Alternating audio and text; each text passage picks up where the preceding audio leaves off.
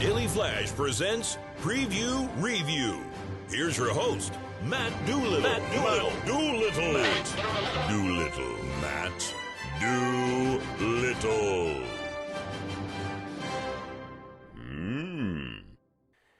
Jimmy, you ever just feel like a new jacket makes a new man? I do. Oh, hey, Jimmy, nope, too expensive. Welcome to a Daily Flash and Preview Review this week. I am Matt Doolittle, bringing you the best that Hollywood has to offer. And this week, we're getting to review a fantastic film. And first off, I'd like to thank my friends from Universal Pictures for this snazzy jacket that I will be wearing all the time to places I probably shouldn't wear it to, but it looks cool. So it will be coming on my honeymoon. Sorry, babe. I got to check out The Fall Guy last night. All of us from Daily Flash actually went. It was a fun film starring Ryan Gosling, Emily Blunt, Hannah Waddingham, who you know from Ted Lasso. I feel like it's bad that I got to say that every time you say something about her, but it's either that or like I think it's like a bread commercial. Something like that. Anyway, great film, fun film. It's exactly what you think it's going to be for a summer blockbuster on a budget of $130 million. All they did was blow up stuff.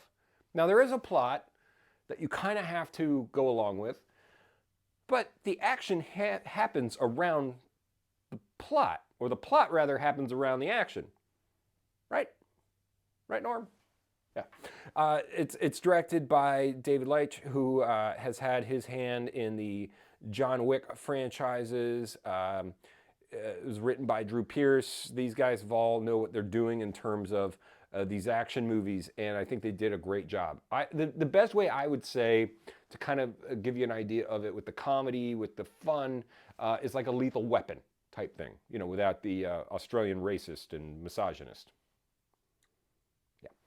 So great film, fun film. It's about 2 hours long, and I think it's one of these films that will get you back in the theater. Now, I know we're all kind of trained to just watch streaming, just wait for it to come out. There's very few movies where I feel like, oh, I need to go spend money. And I mean, let's be honest, to go to a movie right now, you're spending $40 when you walk in the door.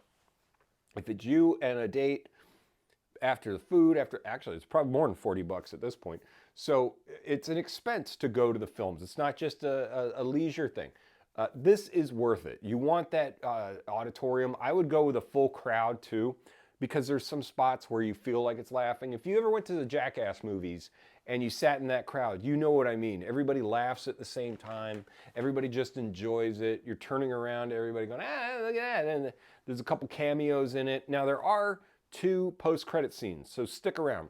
One is them showing how the stunts were done, because obviously this is a movie about stunt guys. One of my good friends, Chris Naylor, is a stunt guy. He tells me, I see all his stuff, and it looks awesome.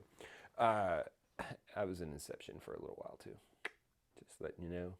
I didn't do a stunt thing. I just wore a suit and walked by Leonardo DiCaprio 30 times. But this film is fun. It's entertaining. You know what you're getting. I think Universal is getting back to their roots of the action films. I think they kind of got away from it. They were looking more into the horror stuff for a while, which I didn't understand. Like, Universal has always been known for their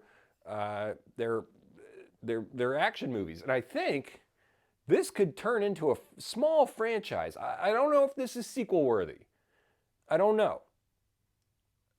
I think you kind of got everything you needed out of the first film, and I don't think that you need a second one. We don't need this to turn into a Fast and Furious franchise, which, please, baby Christmas, let that end already. Let it end. Let's get rid of the ride at Universal. Let's just be done with it. It's horrible. We all know it. Vin Diesel is not the size of a helicopter. Let's please get rid of it. But this is in that same, again, it's in that same genre of action film, blow up stuff. Emily Blunt's awesome. And she did, what was the thing she did with Tom Cruise? The Day After Tomorrow. Edge of Tomorrow. Sorry, film nerds. Sorry. Edge of Tomorrow. So she's had the experience in these action films. Ryan Gosling's done a bunch of this. He did that Driver film. So they know how to work it. And you can always tell when these people know how to work an action film, because sometimes you just don't. And my opinion is go see it. Bring the kids. It's a kid-friendly movie, except for, the drugs and shooting. Okay, maybe it's not a kid's film. My bad. But somebody else that's an action star that we need to address. Rock. Dwayne Johnson. The great one. The people's champ. Has had some bad press come out recently. Now they're saying, like I just mentioned, the Fall Guy cost $150 million, which honestly, I think that's cheap in my head for all the stunts and stuff they were doing. I mean, amazing. And there were a bunch of Hummer 3 or EVs in it, which, the car is disgusting. The Rock is being claimed of being tardy and leading to his new movie going towards $250 million. So a report has come out that on the movie Red One, that's going to be one of these Amazon MGM deals where it's right to streaming. It's a Christmas movie with Chris Hemsworth, Captain America. No, Chris Evans. Damn it, I got the wrong Chris's. Anyway, Chris Evans, Captain America, and J.K. Simmons did this Christmas movie called Red One. And it's supposed to come out this November. It was supposed to be done a while earlier. But apparently, The Rock was 8 hours late to set. And one of the PAs is claiming to make up time, and because of his own kind of narcissism and craziness that he doesn't want to be seen in public going to the bathroom, he was, how do I make this YouTube and TV people and not get my boss to fire me friendly, piddling in bottles and making the PAs get rid of them. And that apparently ran up the total. Now, I will tell you from being a person who has been on movie sets, yes, thank you. I've been an extra in a lot of TV shows. It wasn't that many. It was mostly Private Practice and Grey's Anatomy. But I will tell you the one movie I worked on, and going back to when I said something about Inception, is that you're there for the 8 hours. And this is for all the workers. This isn't The Rock. This isn't the guy that's making $15 million off this movie. This is off of you're a background person, you're a stunt monkey. When you get into a production, you basically know, I don't have a schedule. My schedule is show up for work and then maybe go home and eat and then come back the next day, because these things run long when you know they're going to. However, when I did Inception, you get paid an X amount up to 8 hours, okay? Then you start getting time and a half. Then you start getting double time. I think it was at 12 hours. On Inception, I did 18 hours for 3 days. If he is showing up 8 hours late, that means the team was probably there at about 6 a.m. He's showing up at noon, if not later. What, 2? Wait, hang on. I know math. 6, 7, 8, 9, 10, 11, 12, 1, 2 o'clock. I know numbers. He's showing up at 2 o'clock. That means their entire day is wiped. The lighting is done. The people are done. Everybody's tired, and they're not getting the best performance. And if he's, hey, Norm, what do you think he's doing in the bottles, if he's doing that, what the hell, man? And you've had some bad press this year. And you did Black Adam, which we'll talk about Black Adam.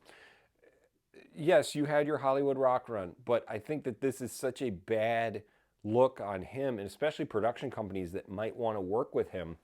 He's got to address this. And I know a lot of times these celebs don't want to talk about stuff like this or these types of stories that come out. But if it's real, and this is a problem, he needs to get on it. Because, number one, again, Black Adam failed miserably. Yes, he came back as Hollywood Rock. There were a couple other things where the projects weren't great. And his line at Under Armour, which I love the headphones, they don't even make those anymore. So that's even been falling off. Aside from people like me at the gym who want to wear the Rock stuff and look cool, but I'm wearing the Rock stuff, even though I will never look like the Rock. He is going to slap me so hard one day. Anyway, I just wanted to say that I hope these aren't true, and I hope they got misconstrued, and I'm hoping he addresses it soon. Now, in other wrestling news, because I know a lot of you guys that watch me, You know, I'm a wrestling fan. I know you're wrestling fans. You're marks, you're jabronis, you're all the things that all the wrestling people are. And it is finally done. Vince McMahon is all out of the WWE, all out of TKO. He has officially sold all of his shares, and they're saying that a black cloud has been lifted. Now, I thought Vince would be there till the day. I thought he would die in the middle of the WrestleMania ring. He's 78 years old. I figured he was going to go to the end, but when all the Me Too stuff started coming out, I went, I bet you he had something to do with that. And he did. And he sent horrible text messages. And there may be a sex trafficking thing involved there too, because now there's like filings for it. Here's what I hate as a wrestling fan. I have attended numerous WWE events. I have attended 3 WrestleManias. Could have gone to 4, but I couldn't make it. I have bought the merch. So I have put into this company. I have vested a lot into it. My wife and I kind of met by going to WWE stuff. I mean, we met each other through the dating apps, and we talked about wrestling. So wrestling brought us together. WWE brought us together. And now to not be able to give this guy who put this stuff together, now, was it the best product over the years? Yeah, hit and miss, especially that Attitude Era when he was in a do-rag, and we won't talk about that. It was a little shaky. We don't get to give him a proper send-off, and that's the thing that I'm pissed off the most at Vince for. No, wait. I'm most pissed off at the sex trafficking thing, but I'm secondly pissed off at him not allowing us fans to give him a proper send-off, which I think is horrible, and I don't know that he'll ever be able to address it. He'll probably, he's 78. He's got a few years left, even though he looks like he's taken all the HGH allegedly in the world, that weird mustache, the black hair. I don't know what he's going through. I don't know who's talking to him anymore. I'm pretty sure he's estranged from his ex-wife and all that, or his wife, or whatever the hell. I don't think his kids talk to him because Stephanie just came back out. Wow, I am rambling on about wrestling real quick. But anyway, that's my opinion on Vince being out, is that I'm pissed that he didn't allow us to give him a proper send-off. Anyway, let me know what you think. Shoot me an email, matt@dailyflashshow.com. You can hit me up on my socials. Everything is at Matt Doolittle. But comment here, subscribe, hit the button, hit the like, hit the share, do the things. Do all the things. And you know what? Make sure you have a fantastic...